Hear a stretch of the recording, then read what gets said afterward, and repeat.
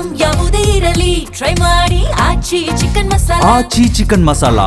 Hacker ಶ್ರೀಕಿಯನ್ನ ಬಳಸಿಕೊಂಡು ಪ್ರಭಾವಿ ಮಕ್ಕಳಿಂದ ಹವಾಲಾ ದಂಧೆ ನಡೀತಾ. ಬಿಟ್ ಕಾಯಿನ್ ದಂಧೆ ತನಿಖೆಯಲ್ಲಿ ಆಘಾತಕಾರಿ ಕೇಸ್ ಈಗ ಬೆಳಕಿಗೆ ಬಂದಿದೆ.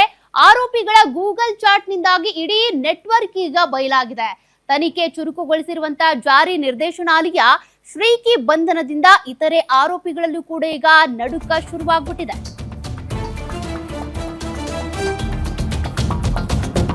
ಹ್ಯಾಕರ್ ಶ್ರೀಕಿಯನ್ನ ಬಳಸಿಕೊಂಡು ಪ್ರಭಾವಿ ಮಕ್ಕಳಿಂದ ಹವಾಲಾ ದಂಧೆ ಮಾಡಲಾಗ್ತಾ ಇತ್ತ. ಬಿಟ್ ಕಾಯಿನ್ ದಂಧೆ ತನಿಖೆಯಲ್ಲಿ ಈಗ ಆಘಾತಕಾರಿ ಕೇಸ್ ಬೆಳಕಿಗೆ ಬಂದಿದೆ. ಹ್ಯಾಕರ್ ಶ್ರೀಕಿಯನ್ನ ಬಳಸಿಕೊಂಡು ಪ್ರಭಾವಿ ಮಕ್ಕಳಿಂದಾನೇ ಈ ಹವಾಲಾ ದಂಧೆಯನ್ನ ನಡೆಸ್ತಾ ಇದ್ರ. ಹಾಗಾದ್ರೆ ಆ ಪ್ರಭಾವಿ ಮಕ್ಕಳ್ಯಾರು? ಆರೋಪಿಗಳ ಗೂಗಲ್ ಚಾಟ್ ನಿಂದ ಇಡೀ ನೆಟ್ವರ್ಕ್ ಈಗ ಬಯಲಾಗಿದೆ. ತನಿಖೆ ಚುರುಕುಗೊಳಿಸಿರುವಂತ ಇಡಿ ಈಗ ಸಾಕಷ್ಟು ಮಹತ್ವದ ದಾಖಲೆ ಕಲೆ ಹಾಕಿರೋದು. ಶ್ರೀಕಿ ಬಂಧನದಿಂದ ಇತರೆ ಆರೋಪಿಗಳಲ್ಲೂ ಕೂಡ ಈಗ ನಡುಕ ಶುರುವಾಗಿದೆ. ಡಿಜಿಟಲ್ ಸಾಕ್ಷ್ಯ ಪರಿಶೀಲನೆ ವೇಳೆ ಗೂಗಲ್ ಚಾಟ್ ಲಭ್ಯವಾಗಿದೆ. ಹ್ಯಾಕರ್ ಶ್ರೀಕಿಯನ್ನ ಬಳಸಿಕೊಂಡು ಯಾರ್ಯಾರು ಈ ದಂಧೆಯಲ್ಲಿ ಭಾಗಿಯಾಗಿದ್ರೋ ಅವರಿಗೀಗ ನಡುಕ ಶುರುವಾಗಿದೆ.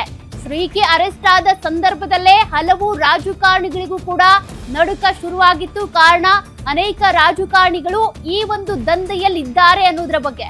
ಬೆಂಗಳೂರಿನಲ್ಲೂ ಕೂಡ ಅನೇಕ ರಾಜಕಾರಣಿಗಳ ಮನೆ ಮೇಲೆ ಇದಕ್ಕೆ ಸಂಬಂಧಪಟ್ಟಂತೆ ಇಡಿ ಅಧಿಕಾರಿಗಳು ದಾಳಿಯನ್ನು ಕೂಡ ನಡೆಸಿದ್ರು.